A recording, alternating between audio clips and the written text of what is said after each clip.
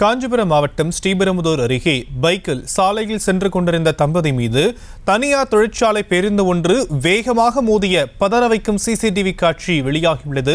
விவரங்களை செய்தியாளர் துரை வெங்கடேசன் வழங்க நாம் கேட்கலாம். துரை வெங்கடேஸ்வரன், விரிவான விவரங்கள். மறைமல் நகர் பகுதியை சேர்ந்தவர்கள் வெங்கடேசன், ஜெயலட்சுமி சம்பதி. இவர்கள் அதே பகுதியில அந்த புதிய வீடு ஒன்றை கட்டியிருக்கிறார்கள். அந்த கிரகப்பிரவேச விழா என்று சொல்லப்படக்கூடிய புதுமனை புகு விழாவானது வருகின்ற 12ஆம் தேதி நடக்கவிருக்கிறது.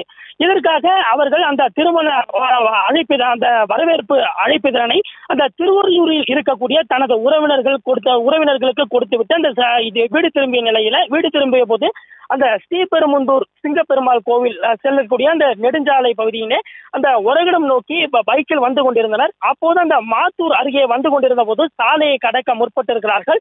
சாலையை கடக்க முற்பட்ட போது அந்த கனரக லாரியினால் இருசக்கர வாகனத்தை வெங்கடேசன் மெதுவாக இயக்கியிருக்கிறார். அதே சமயத்துல பின்னால் வந்த அந்த அதிவேகமாக வந்த தனியார் ஆலையினுடைய அந்த பேருந்தானது கட்டுப்பாட்டினை இழந்து அந்த வெங்கடேசன் வந்திருந்த அந்த இருசக்கர வாகனத்தின் மீது கனரக லாரியானது மோதி விபத்துக்குள்ளாகி நின்றிருக்கிறது.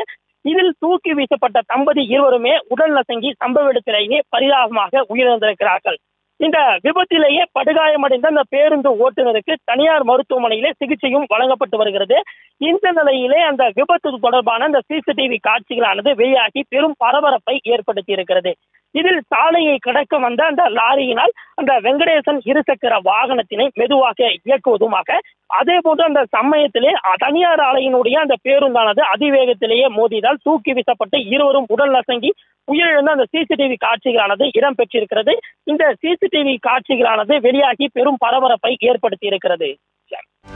செய்திகளை உடனுக்குடனும் துல்லியமாகவும் தெரிந்து கொள்ள சப்ஸ்கிரைப் பண்ணுங்க.